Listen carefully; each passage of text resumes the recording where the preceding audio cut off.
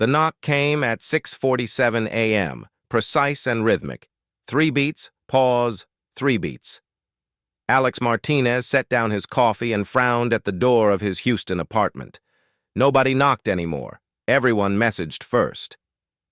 Through the peephole, he saw 4 figures in dark, formal attire, but their proportions were wrong. Too tall, too angular. His breath caught.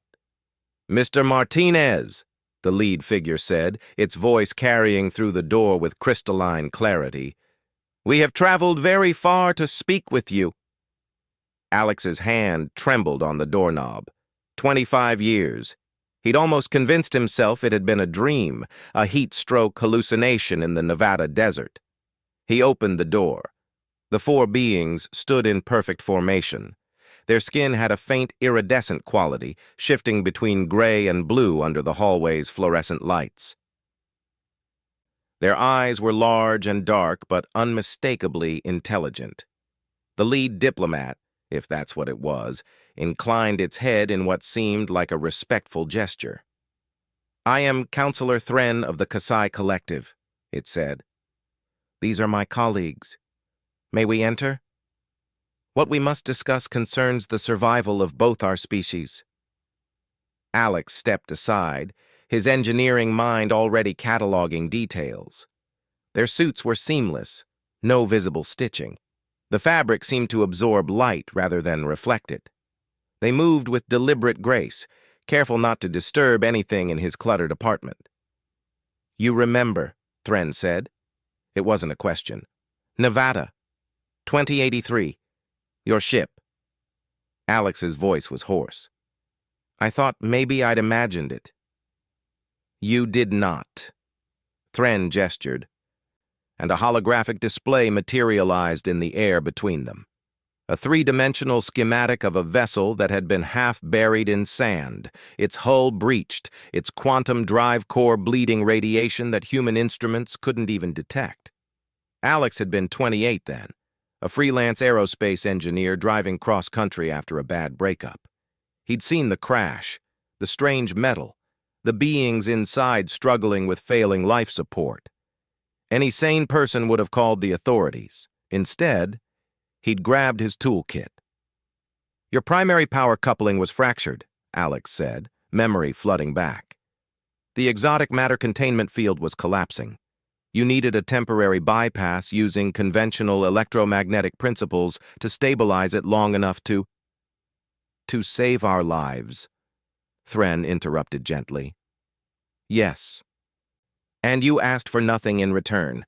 You did not alert your government. You did not seek fame or compensation. You helped, then left." "You had a kid with you," Alex said quietly. "The small one, Jennifer, you called her. At least that's what your translator rendered it as. She was scared." Thren's expression shifted in a way Alex couldn't quite read. "My daughter. Yes, she is the reason we have come." Another hologram appeared, a star chart, vast and incomprehensible, with 2 points highlighted in red. "This is your solar system. This is ours. 43 light-years separate us. For 25 years we have watched your species. We have debated in our councils, and we have reached a conclusion." "About what?" "About whether humanity deserves to survive what is coming." Alex's blood went cold. "Explain." Thren manipulated the display. New markers appeared, spreading across the chart like an infection. The Kreth Swarm, a distributed intelligence that consumes solar systems, converting all matter into computing substrate. They have destroyed 17 civilizations in this galactic arm. They are 300 years from Earth. By your calendar, they will arrive in 2333. 300 years? That's not long enough, one of the other diplomats said, speaking for the first time. Not for a species at your current development level. The Kasai Collective has technologies that could help. Weapons, shields, faster-than-light travel that doesn't require centuries of research. But you're debating whether to give them to us, Alex said, understanding dawning. Thren nodded. The galaxy has rules, Mr. Martinez. Civilizations must prove themselves worthy of advancement. They must demonstrate certain qualities: compassion, wisdom, restraint. Most fail. They destroy themselves or become threats to others. And you're here because of what I did? One person fixing a ship? We are here because of what you represent, Thren corrected. In the 25 years since our encounter, we have studied your species intensively.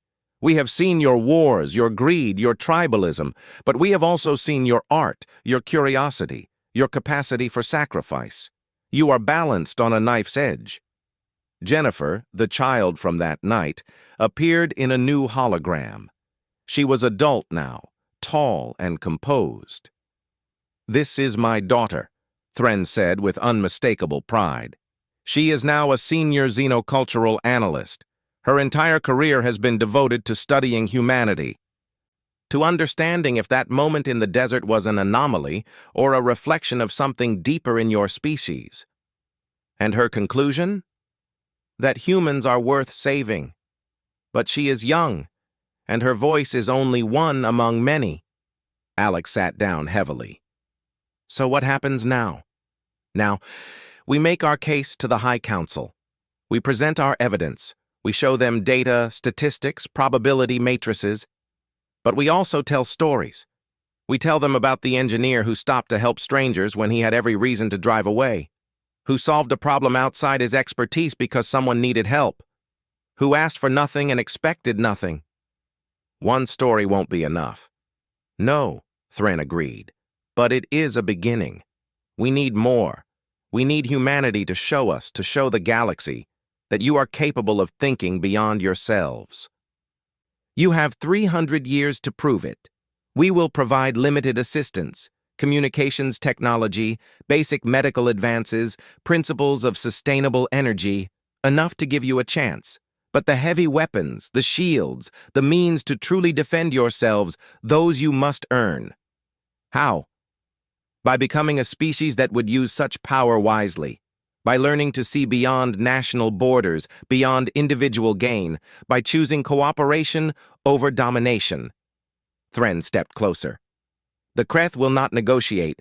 They cannot be reasoned with. When they arrive, humanity must be ready not just technologically, but philosophically. You must be united, or you will fall." Alex looked at the star chart, at the red markers creeping across the galaxy like a timer counting down to humanity's final exam. "Why tell me this?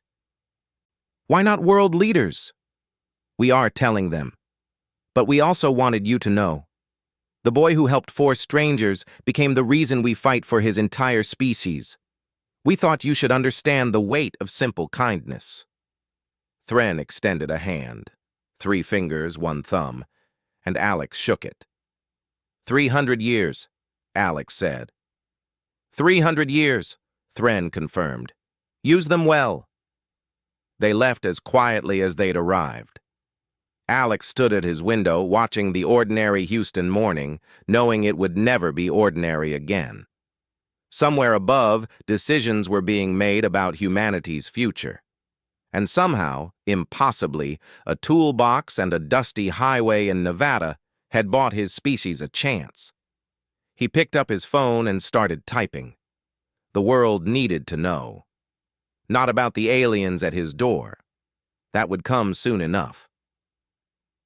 But about what came next. Humanity had 3 centuries to grow up. The clock was ticking.